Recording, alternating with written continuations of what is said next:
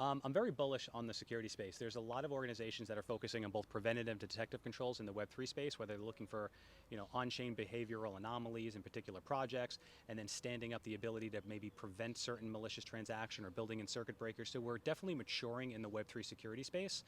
So I'm definitely bullish, but I do think we have a long way to go. Don't worry, we are friends.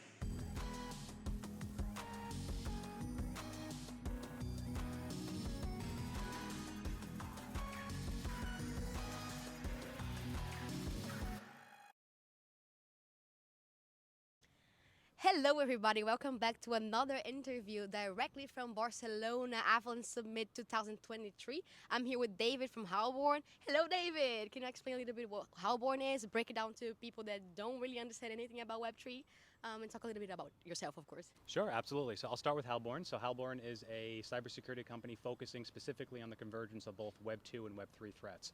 And what that means is we work with either Web 3 native organizations, or we'll work with some large enterprise organizations that have Web 3 projects.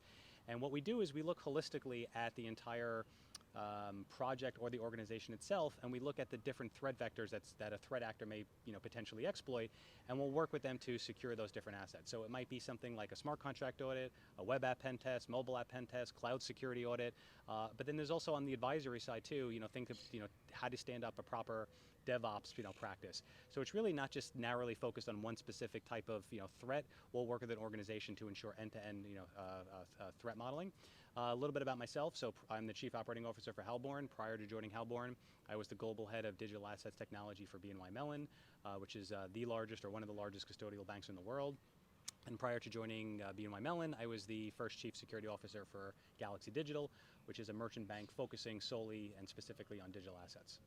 Good, can you break down also what an audit is, how does it work, and then also how do you look for errors in the code? Sure, absolutely. So, it's funny that the word audit kind of conjures up two different types of thoughts in people. Like in the traditional world, an audit is really more about an attestation, that we're going to provide an opinion about a control environment. When we say audit in the smart contracting world, it's really more around like an external assessment of the code. There's no necessarily an attestation of the code, so it's really engaging with an organization to look through the code and identify particular vulnerabilities and work with that organization to remediate those vulnerabilities. And there's really two different ways of thinking about it. One is on actual code vulnerability, like within the protocols itself, within the underlying smart contract language. The other piece of it is also business logic vulnerability. My advice to builders in the space is don't necessarily focus on automated tools, because automated tools are really only looking for known vulnerabilities or vulnerabilities within the protocol or language. But you really need eyes on glass and developers to actually look through the code to find out like what is that project doing and how can we exploit that code from a business logic perspective. Yeah, sure. And also, you audit a lot of the code for layer ones, and let's say a Cosmos Chain app wants to launch and wants to hire your services. Sure. How would that work? What is the process for that? Sure. So the process is, we'll sit down with the development team and we'll gain an understanding of what is their project doing and what are the components that make up that project. And then we'll work with them to say, these are the different points in the project in which we would potentially see a vulnerability, and we'll work with the organization to see where would you like to engage Halborn.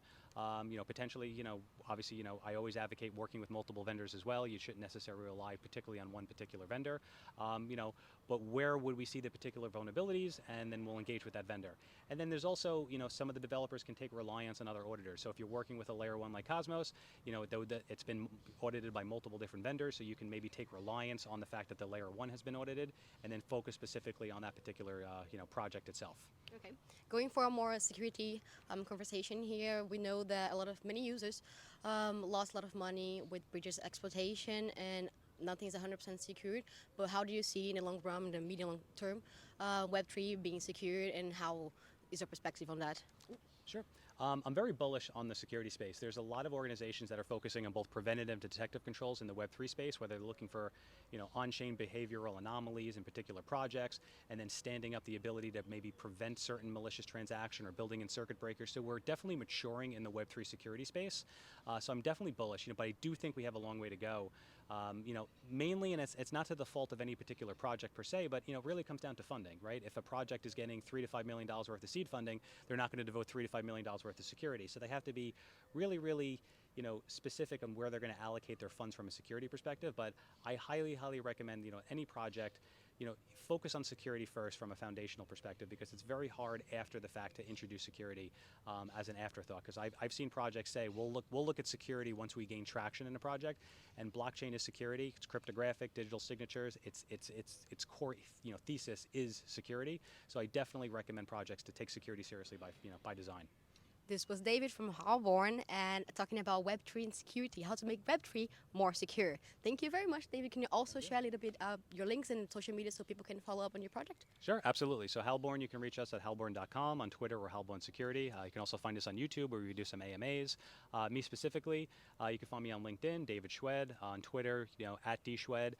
Anybody that's looking to learn in the space and grow, feel free to reach out. I'm happy to talk to anybody. Just give them my personal perspective on it. I want the ecosystem to grow, so I'm here to help anybody that has any questions. Web3 is a friendly environment, huh? Absolutely. Thank you.